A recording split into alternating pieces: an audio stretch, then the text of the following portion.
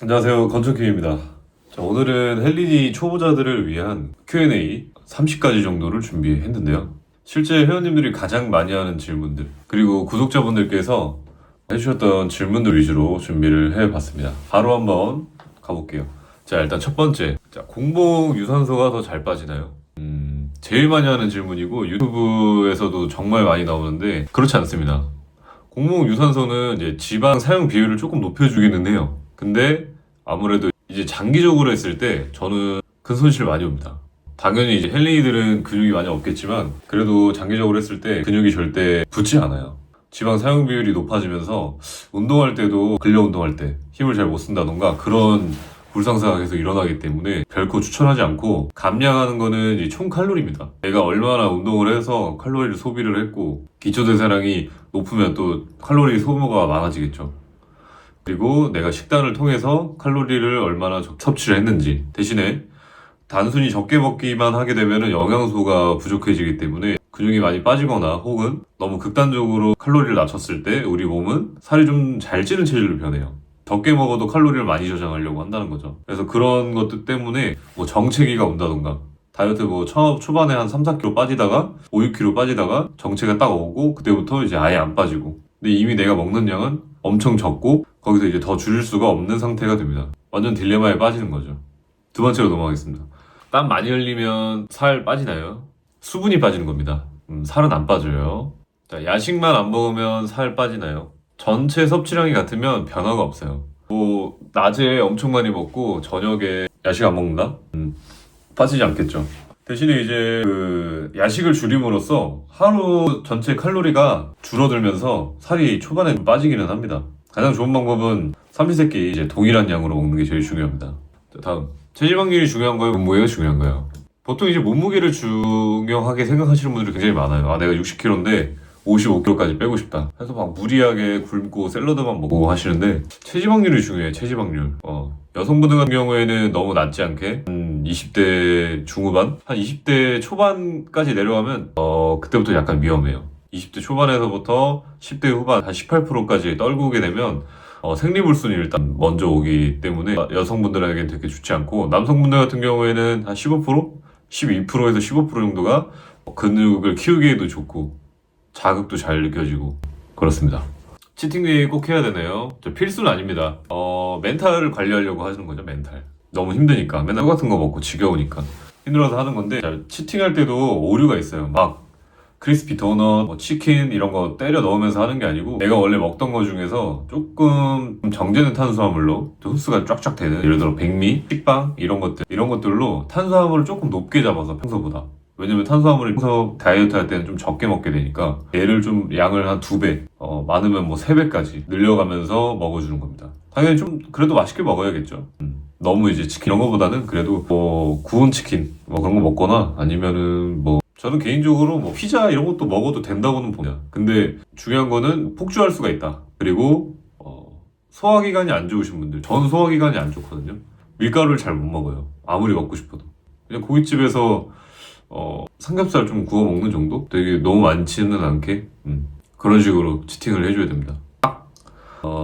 날짜를 정해놓고 하셔야 돼요. 내가 그냥 먹고 싶다고 막 먹는 게 아니고 날짜를 딱 정해놓고. 자, 다음. 탄수화물 먹으면 살찌나요? 탄수화물 먹는다고 살을 찌는 건 아니에요. 이제 탄수화물은 에너지원을 내가 에너지로 쓰면 괜찮은데 그거보다 많이 먹으니까 문제가 되는 겁니다. 남은 칼로리, 그러니까 다 쓰고 나서 남은 칼로리가 지방으로 축적되는 거예요. 자, 유산소가 다이어트에 더 좋은가요? 웨이트가 더 좋은가요? 둘 다 필요합니다. 유지력은 웨이트가 핵심이에요. 유지. 만약에 내가 여기서 체지방을 좀 더 커팅하고 싶다 했을 때 유산소 비중을 늘리는 것 뿐이지 웨이트가 항상 기본 받침이 돼야 됩니다. 자, 저녁 운동하면 살 덜 빠지나요? 시간 의미가 없고요. 하루에 우리가 총 움직이는 시간, 총 활동량이라고 하죠. 총 활동량이 좌지우지 되는 거예요. 아침에 운동하시는 분들이 잘 맞는 사람이 있고 저녁에 운동하는 사람이 잘 맞는 사람이 있는데, 딱 결론을 말씀드리면 내가 원래 운동하는 시간에 맞춰서 해주시는 게 좋아요. 루틴이라는 게 원래 그래요. 내가 원래 하던 시간에 최대한 맞춰서. 자, 물 많이 마시면 살 잘 빠지나요? 직접적인 효과는 없고 간접적으로 우리가 밥을 먹을 때 그냥 조금 포만감을 유지해 줄 수는 있어요. 배가 약간 부른다는 느낌? 멘탈 조절을 위한 보조 루틴이죠.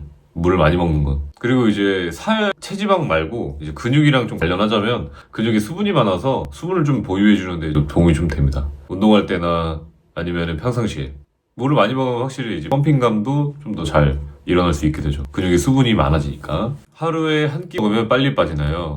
이런 식으로 분들이 있어요. 보통 대부분 두 끼 드시죠? 세 끼를 안 드시고 하루 한 끼 먹으면 빨리 빠지나요? 절대 안 됩니다. 단기적으로 체중은 줄어요. 뭐 한 달? 한 달도 아니다. 한 2주? 2주 뒤에는 사실 망가져 있는 요요가 와 있는 자기를 볼 수 있습니다. 그 자극적으로 좀 넘어볼게요. 자, 근육통 와야 운동 잘 된 건가요? 꼭 그렇진 않습니다.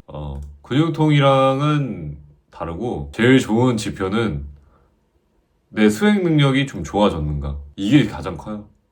내가 무게를 했을 때 벤치프레스를 예를 한다고 했을 때 저번 달에는 내가 50kg밖에 못했는데 이번 달에는 60kg로 개수도 50kg를 10개인데 60kg로 10개 됐네? 이게 좋은 거죠. 이게 근육통이 얼마나 왔는지가 중요한 게 아니고 저 같은 경우에는 일주일 동안 리피드 한번 가지고 나서 운동하면 살살해도 근육통이 엄청 와요. 사실 적응의 문제가 아닌가. 이걸로는 이제 박사님들이 이제 연구를 많이 해봤는데 정확하게 알 수가 없다고 합니다. 근육통이랑 근성장이랑 상관관계는 지금 상태로는 알 수 없음. 알 수 없음. 확실치 않음. 운동 쉬면 근육 바로 빠지나요? 한 2, 3주 정도는 안 빠져요, 사실. 내가 평상시에 꾸준히 잘 했으면. 근력은 좀 빠집니다. 힘이 좀 빠지는 느낌이 좀 있어요. 자, 매일 운동하는 게 더 좋은가요? 아닙니다. 내가 근육통이 심하다. 혹은 피로감이 너무 많이 든다. 뭐 잠이 좀 많아진 것 같다. 그러면은 좀 쉬어줘야 됩니다. 이거는 근데 우리가 매일 일을 하기 때문에 지쳐요. 백수가 아닌 이상. 백수들도 지쳐요. 백수들도 쇼핑 한번 나갔다 오거나 이러면은 지쳐요. 근데 그런 거 말고 그런 지친 거 말고 진짜 운동에서 근육 통증이나 이런 것들 때문에 진짜 무기력해지고 이럴 때는 휴식을 취해줘야 됩니다. 우리가 휴식할 때 근성장이 되는 거예요. 휴식할 때. 다음. 무거운 용량만 들어야 근육 커지나요? 중량보다는 이 자극을 잘 느끼고 볼륨수가 중요합니다. 자, 볼륨이 뭔 얘기냐면 예를 들어서 제가 이제 100kg로 무게를 5개를 할 수 있어요. 벤치프레스. 그러면 이제 500kg를 들은 거죠. 한 세트에 딱 2개씩 든다고 생각을 해볼게요. 그러면 다시. 자, 벤치프레스를 했는데 100kg로 한 세트에 100kg로 5번 들 수 있어요. 그럼 이제 500kg죠. 근데 내가 80kg로 뭐 한 10개 들 수 있다고 하면은 800kg를 들었죠. 한 세트에. 그러니까 무게는 더 무겁지만 총 볼륨수는 낮다 이겁니다. 그렇다고 해서 정말 가볍게 해서 20kg로 30개 했어요. 20kg로. 그래도 됩니다. 근데 이제 너무 가벼워. 예를 들어서 20kg로 30개를 했어요. 근데 볼륨을 채워야 된다고 그랬잖아요. 아까 제가 몇 킬로 그랬죠? 80kg로 10개 들으면 800kg죠. 근데 20kg로 30개 했어요. 그러면은 600kg죠. 낮죠. 여기서 이제 차이가 나는 겁니다. 근육이 커지려면 볼륨이에요, 볼륨. 가장 볼륨을 많이 들 수 있는 개수를 해주셔야 됩니다. 개수와 중량. 그래서 8에서 12회라는 숫자가 나온 거예요. 8에서 12회라는 숫자가 한 세트에 가장 많은 볼륨을 가져갈 수 있으니까. 근데도 이제 파워빌딩 혹은 이제 리프팅으로 하시는 분들이 있어요. 매일 그렇게 하진 않고, 그러니까 매일 그렇게 하시는 분들은 이제 아예 나는 리프팅 쪽으로 가겠다. 근데 난 몸을 키우면서 하고 싶다. 근육을 사이즈를 키우고 근육의 질감을 더 좋게 하고 이렇게 하고 싶다. 그런 분들은 이제 가끔 뭐 격주로 하시거나 아니면 프로그램 짜가지고 뭐 한 달에 2주 한다거나 한 주 하거나 이런 식으로 하시는데 그건 왜 그러냐면 내가 볼륨을 가져갈 수 있는 무게를 올리고 싶기 때문이에요. 볼륨 훈련을 하면서도 이제 무게가 올라가긴 올라가요. 올라가지만 내가 이제 그거를 좀 더 몸을 키우는 거에 치중되어 있는 게 아니고 나는 일단은 무게를 최대한 많이 올리는 거에 집중을 하겠다. 그게 더 재밌다. 그게 더 좋다. 나는 무게를 많이 올린 상태에서 그 다음에 바디빌딩식으로 가져갈 거야. 하시는 분들도 있긴 합니다. 웃긴 게 뭔지 아세요? 뭐 사람마다 다르긴 한데 무게를 확 올리고 뭐 바디빌딩식으로 하든 혹은 바디빌딩식으로 하다가 리프팅식으로 하든 뭐 시간이 거의 비슷해요. 걸리는 시간은 비슷하다고 봅니다, 저는. 그래서 뭐 하나 고집할 필요 없고 나한테 맞는 걸로 하시면 돼요. 저는 옛날에는 리프팅식으로 많이 했어요. 개수를 절대로 무조건 한 6개 정도?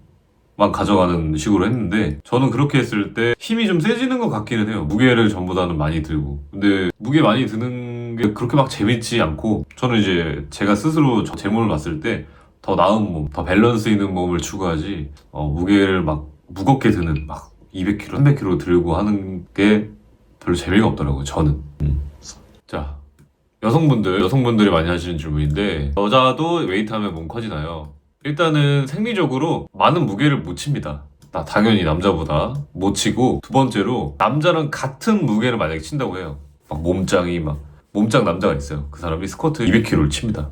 여자가 원래는 안 되는데 가정상 200kg 친다고 쳤을 때도 이 호르몬의 구조상 불가능에 가까워요.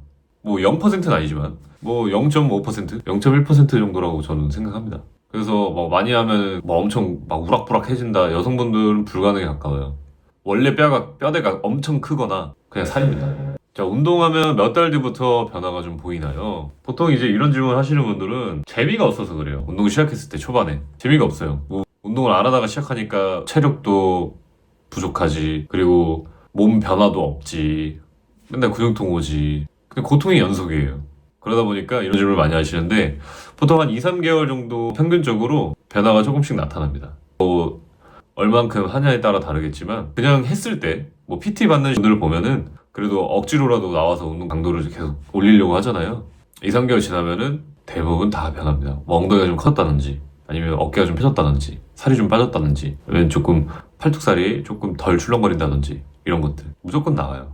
그래서 한 3개월 정도 쭉 참아보시고 만약에 내가 3개월인데도 변화가 없다 그러면은 반성하십시오. 반성하고 자기 스스로한테 피드백 주고 바꿔보세요. 자, 복근 운동하면 뱃살 빠지나요? 자, 국소지방 감소는 없습니다. 어디 한 군데만 살을 뺀다거나 이건 뭐 요즘에 다들 유튜브나 이런 데서 접하시니까 아시죠? 근데 그런 경우는 있어요. 뭐 배가 좀 단단해지면서 이 뭐라 해야 될까? 좀 출렁거리는 이 열이 좀 없어져요. 그러니까 눈으로 봤을 때 좀 감소되는 것처럼 보여요. 그런 건 있습니다. 뭐 예를 들어서 팔 했는데 팔 근육이 삼두가 아예 없어요. 팔이 막 출렁거려. 근육으로 좀 잡으면은 근육을 좀 키워서 좀 잡으면은 얘네가 좀 덜 출렁거리니까 뭐 크기가 막 이렇게 얇아지거나 그러진 않겠지만 좀 덜 출렁거리는 빠진 것처럼 보이긴 하죠. 자, 팔만 운동하면 팔만 커지나요? 이거는 되게 최상급자, 초상급자만 가능합니다. 물론 이제 팔 막 해서 약간 더 좋아 보이긴 할 수 있어요. 근데 팔에 근육이 막 똥똥 갑자기 올림피아 나가시는 막 정말 프로급 선수분들도 단점 보완하려고 몇 년을 투자하잖아요. 대회. 근데 초보자나 일반인들이 내가 한 부위에다가 약점을 보완하려고 하는데 바로 될까요? 안 됩니다. 그래서 어떻게 해줘야 되냐? 다른 같이 큰 근육들, 뭐 대흉근 근육 이런 데를 같이 포함시켜서 운동을 해주면 전체적인 사이즈가 커지는 거죠. 자, 스트레칭 안 하면 다치나요? 자, 무조건 다치는 건 아닙니다. 필수는 아니지만 안 하면은 가동성이 좀 떨어지면서 이제 운동할 때 리스크가 좀 있을 수 있어요. 그래서 스트레칭을 하라고 하는 겁니다. 워낙에 원체 유연한 사람들도 웨이트 운동을 좀 하다 보면 근육이 피로나 이런 염증들 때문에 근육이 좀 꼬여 붙어요. 성장할 때도 근육이 막 이렇게 예쁘게 반듯하게 성장하는 게 아니고 근육이 이렇게 막 꼬이면서 한단 말이에요. 꼬이면서 성장하는데 이거를 안 풀고 계속 냅두면서 운동을 하면은 가동 범위가 줄어들고 또 가동 범위를 억지로 내다가 다치거나 아니면은 무게 때문에 힘들어서 힘이 딱 텐션이 풀렸을 때 부상이 쉽게 노출되죠. 자, 프리웨이트가 기구보다 무조건 좋나요? 일단 무조건이란 말은 운동에서 쓰면 안 돼요. 목적에 따라 다르거든요. 이제 프리웨이트는 아무래도 칼로리 소모가 커져요. 협응이 굉장히 많이 들어가기 때문에 칼로리 소모가 커집니다. 근육을 전반적으로 또 많이 사용하게 되니까 여러 가지. 그리고 그런 뭐 평형성이나 불균형 잡을 때도 괜찮아요. 내가 이게 몸이 흔들리거나 털리면은 한쪽이 뭐 내려가거나 이렇게 되면은 바로 이제 느낄 수가 있죠. 거울로 봐서 확인할 수도 있고. 그래서 그런 부분에서 이점이 있고, 기구는 이제 고립감이나 부상 예방에 좀 더 좋아요. 만약에 내가 프리웨이트에서 이제 균형을 잡으려고 했는데 이거는 바로 균형이 잡을 수 없는 상태야. 괜히 억지로 하다가 더 불균형이 심해지거나 그런 경우가 있기 때문에 기구를 통해서 자극을 느끼고 그리고 안정성을 좀 확보를 해주고 그리고 아무래도 거치대나 지지대가 잘 있다 보니까 그런 기구들은 무게도 더 많이 다룰 수가 있고. 자, 스미스 머신이 프리웨이트보다는 안 좋은 건가요?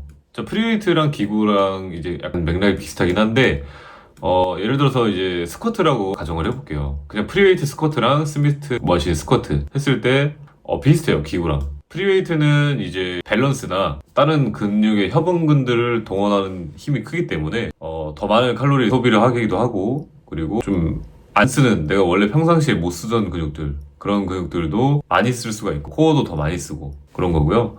그리고 스미스 머신은 이제 안정성, 고립을 좀 더 잘 가져갈 수가 있다. 타겟 부위를 좀 더 명확하게 지정할 수가 있죠. 자, 다음은 이제 선피로 운동에 대해서 말씀드릴 건데, 선피로 운동은 작은 근육을 이제 먼저 피로감을